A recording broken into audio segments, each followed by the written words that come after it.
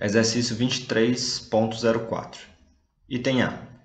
Qual o trabalho necessário para empurrar dois prótons muito lentamente a partir de uma distância de 2 vezes 10 elevado a menos 10 metros, uma distância atômica típica, até 3 vezes 10 elevado a menos 15 metros, uma distância nuclear típica? B. Caso os prótons sejam ambos liberados do repouso na distância mais próxima obtida no item A, qual é a velocidade com que eles se movem ao alcançar a distância original? Vamos lá, pessoal? Já foi feita a leitura do exercício, agora a gente vai ver como é que a gente pode resolver ele. Então, no nosso problema foi dito que a gente tinha duas partículas, dois prótons, e a gente estava com uma distância de 2 vezes 10 elevado a menos 10 metros, e a gente está querendo aproximar eles até uma distância de 3 vezes 10 elevado a menos 15. E aí o nosso item A, ele quer saber exatamente qual vai ser o trabalho necessário para que a gente consiga colocar essas partículas, aproximar esses prótons. Então vamos lá, né? Nosso item A, a gente vai ter que, no nosso encontro passado, a gente viu que o trabalho realizado por uma determinada partícula, ela vai ser dada como sendo o negativo da variação da energia potencial. E eu vou colocar aqui um P, que é para poder dizer que é o trabalho realizado pela partícula. E aí vamos lá, né?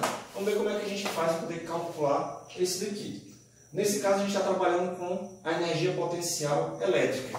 E aí, nesse caso, a gente pode escrever que menos a variação da energia potencial elétrica vai ser dado como sendo a energia potencial na posição 1 menos a energia potencial na posição 2. Então, a gente vai ter que o trabalho realizado pela nossa partícula vai ser dado como sendo o trabalho elétrico de uma partícula pontiforme, ela vai ser dado como sendo 1 sobre 4πε0 vezes, vai ser o produto das duas cargas, nesse caso a gente está trabalhando com dois prótons, então vai ser E ao quadrado dividido pela posição R1 menos E ao quadrado dividido pela posição R2. Então, esse aqui vai ser o trabalho realizado pela nossa partícula. E aí, se a gente quiser calcular o trabalho realizado por ela, basta não substituir os valores. O nosso E é o módulo da carga do elétron, 1,6 vezes 10 elevado a menos 19 coulombs. A distância a gente vai ter aqui, que foi dado no nosso problema, e a gente vai ficar aqui o trabalho realizado pela partícula para sair da posição R1 e chegar na posição R2, vai ser dado como sendo menos 7,68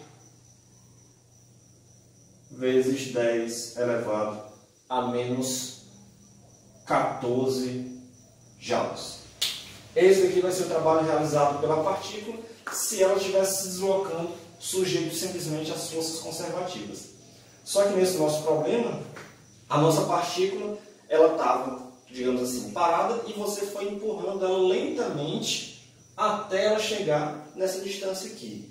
Então, na verdade, a energia inicial, a energia cinética inicial e a energia cinética final, para esse item A, vai ser igual a zero. Então, nesse caso, a gente não está considerando um trabalho realizado pela partícula, mas sim um trabalho realizado sobre a partícula.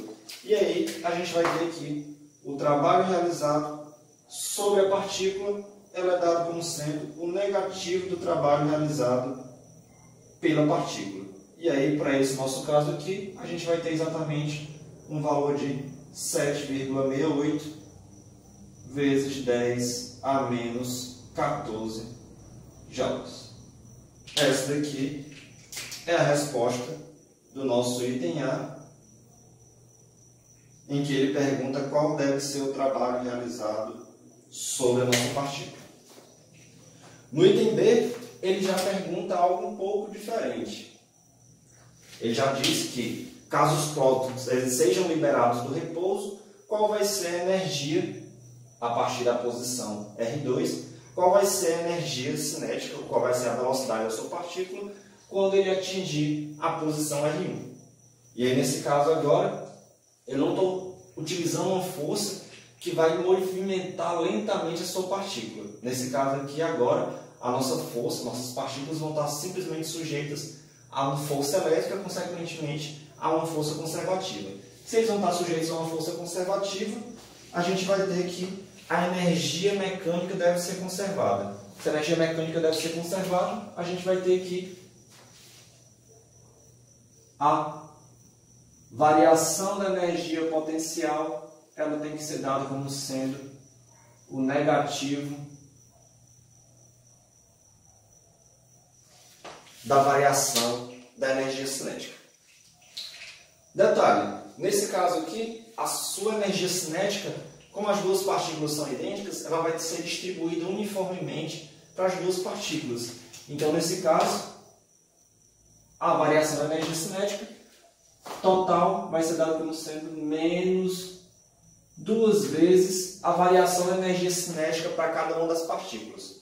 Só que, como o nosso problema disse, a nossa partícula inicialmente, elas estavam em repouso. Então, a energia cinética inicial vai ser exatamente igual a zero.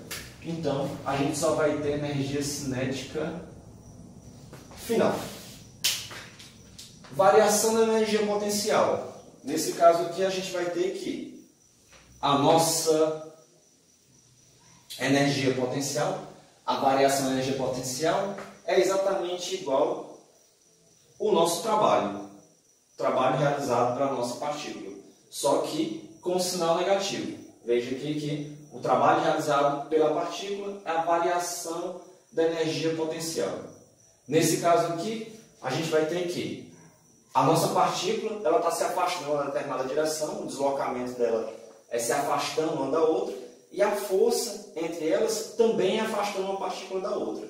Se a força e o deslocamento estão na mesma direção, quer dizer que o trabalho é positivo. Se o trabalho é positivo, é porque a variação da energia potencial ela tem um valor negativo. Qual vai ser o valor da variação da energia potencial? Exatamente esse valor aqui, só que negativo. Então, a gente vai ter que variação da energia potencial vai ser menos o WS, que é o valor que a gente encontrou no nosso item A, e isso daqui vai ser igual a menos 2 vezes a energia cinética de cada partícula. A energia cinética de cada partícula é dada como sendo 1/2 de mv ao quadrado. 2 cancela com 2. A gente pode agora reorganizar esses termos, cancelando os sinais negativos, de tal forma que a velocidade da sua partícula ela vai ser dada como sendo o trabalho realizado sobre a sua partícula, no item A, dividido por m, dividido pela massa da sua partícula. Como aqui a gente tinha a massa ao quadrado, a velocidade ao quadrado, esse termo aqui vai estar dentro de uma raiz. E aí, substituindo o valor do trabalho que a gente tinha encontrado no item A e substituindo a massa de um próton, lembrando que a massa de um próton é de 1,67 vezes 10 elevado a menos 27, a gente encontra que a velocidade da nossa partícula ela vai ser de 6,78 vezes 10 elevado a sexta metros por segundo. Então, esse daqui vai ser a velocidade de cada um dos prótons. Lembrando que a nossa energia cinética foi dividida igualmente entre as duas partículas, então cada uma delas vai ter exatamente essa velocidade aqui. E aí, com isso, a gente encerra a resolução do exercício 23.04.